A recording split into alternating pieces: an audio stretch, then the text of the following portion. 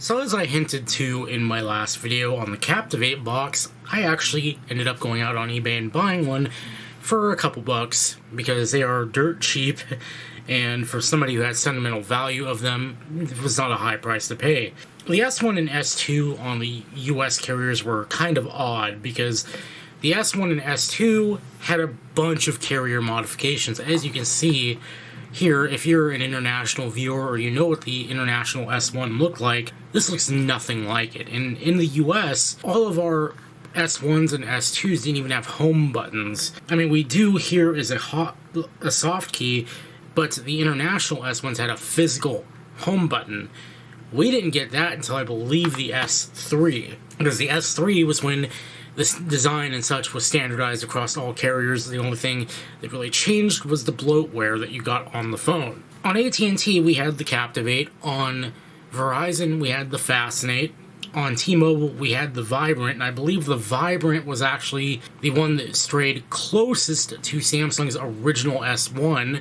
And then on Sprint, we had the Epic 4G, which was some weird phone that had a slide-out keyboard coupled with all the specs of the S1. And I believe there was a Galaxy S Pro, and that's what Sprint ended up with, but I never heard much of it other than, again, Sprint's variant being that. So, as I said before, this is the Captivate, this is at&t's version, and you can already tell, just not even based on this, we've got some differences here because we have this swoop at the top, swoop at the bottom. We got this door on our micro USB port. I cannot remember if that was a mainstay of the original S1, but it's here. It's kind of neat to actually have this little door here because it prevents stuff from getting into the port. And micro USB is really notorious for having problems. They engineered it so that the cables would fail before the port does, but the port still has issues of its own, as I've found out. Towards the back, we have, again, just full wild style here. We have plastic surrounds here with our camera up here. I believe this is a 5 megapixel camera, and a kind of metal back. Actually, this is a metal back with our volume keys over here and our lock button over here. Now, this is kind of hollow. There's no battery in it. So, how do we put the battery in here? Well, as I went through in my last video, there's a little hatch here, and I thought this was the coolest thing ever when this phone launched. And you just slide this down, and out comes your battery door. And here's your SIM card slot, which this takes a full mini SIM, and we have a micro SD card slot with nothing in it. Actually, I can drop this in here at a later time.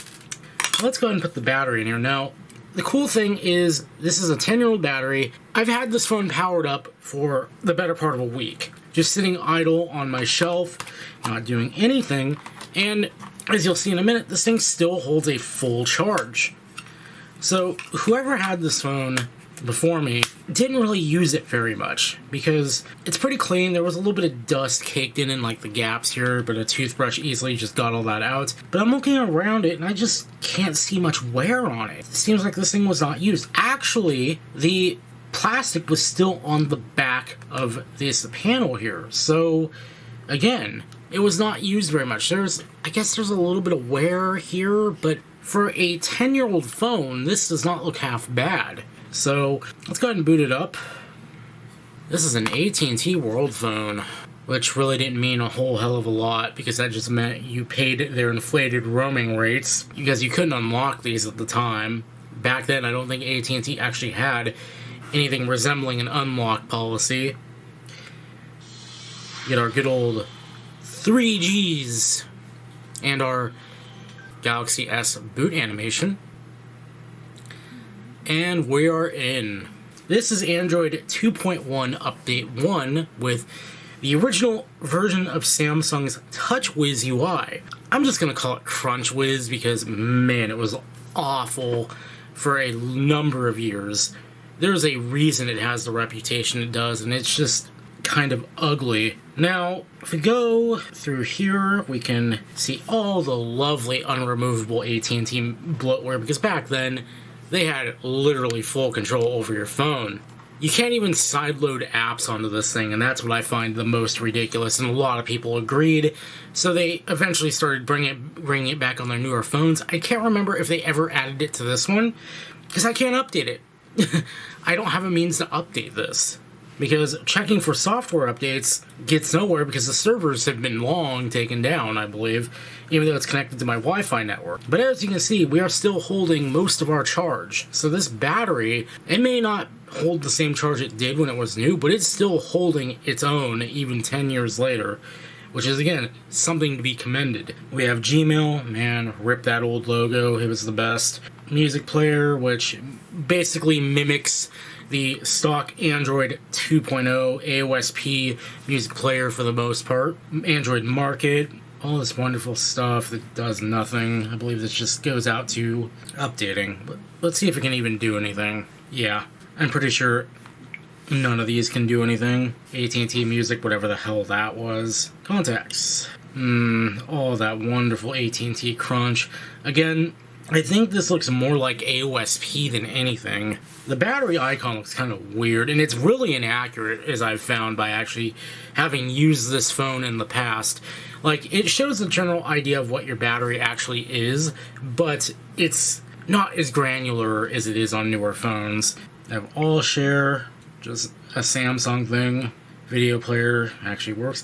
What I find interesting was we actually have a Files app, and this is actually not mine. Whoever had this phone did not wipe it, and I actually took the honors of doing so. They didn't get rid of their pictures. There was really nothing on there, but there were some pictures that, again, were from 2010, so this phone was very much used by someone else. St. Media Hub. That's a Samsung thing. All these little coming soon. Pretty sure Market doesn't do anything. It's going to want me to sign into my Google account. I am not going to do that. And our camera does actually work. Ooh, that crunchy camera interface though. As you can see, here's settings before it kind of got the rework it so sorely needed. And we can go update, and it's just DM initialization not ready. Now, 41. So as you can see right here, the battery icon is mostly full, which would insinuate that we're, over 50%, right? No, we're at 41. We're well below the halfway point, and the battery icon's just, nothing's wrong. So the IMEI originally was just gone. So if I typed, go to the dialer, *#06#, yeah, it actually shows up now, huh? Because initially when I put the *#06# into the dialer, the IMEI wouldn't show up at all because it said it was just blank. So I thought this phone has suffered what my old Galaxy S4 did, which it got interrupted during an update, which managed to wipe the IMEI completely. So I can actually go ahead with that, but I don't have the proper SIM card adapters, so I'm not going to do that on this video.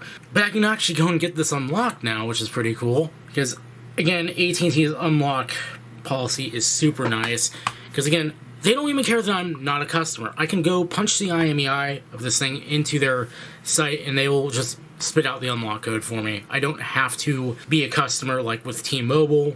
As long as this phone has satisfied all of its obligations, at&t will give you the code. They will not try to bust your balls for it. It's a super nice thing. So what I'm going to try and do is, I'm not going to say what this SD card is from because that would give away the next video. But I'm going to go ahead and just pop this in here, so that way this thing has a little more storage to work with.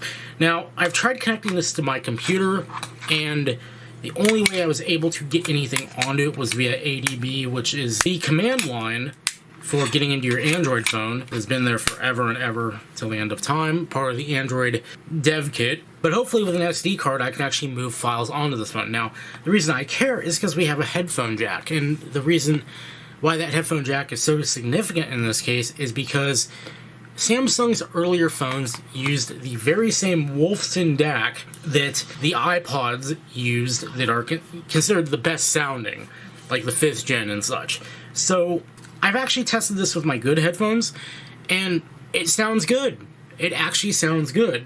I've tried it alongside my iPhone, I've tried it alongside my Pixel 3a, and it actually sounds really good. So I do believe that these are Wolfson codecs in here, or DACs.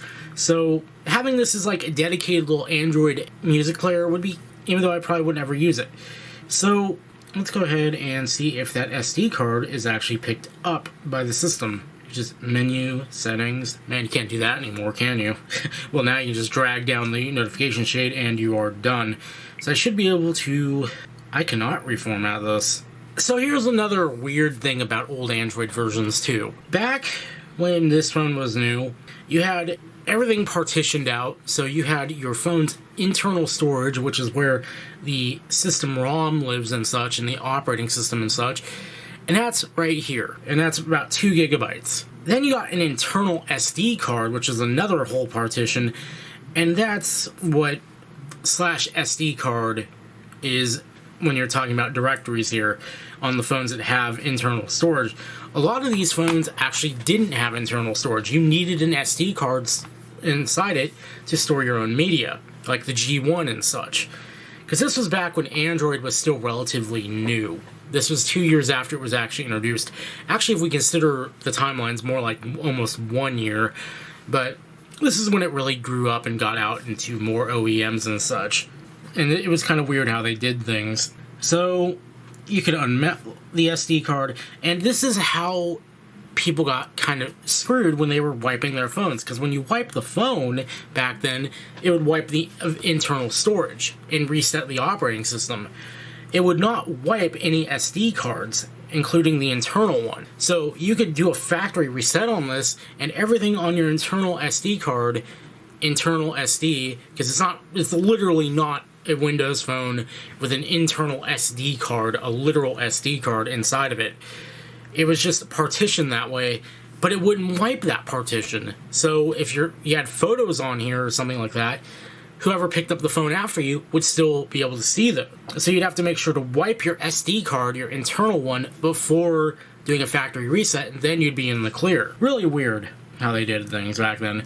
Nowadays, you actually have the option to wipe everything, including external SD cards, when you're factory resetting your phone if they support SD cards. So it's not picking up this SD card, and that is a massive hint as to what the next video is going to be for those of you who pick up on special formatting and it not working in general devices.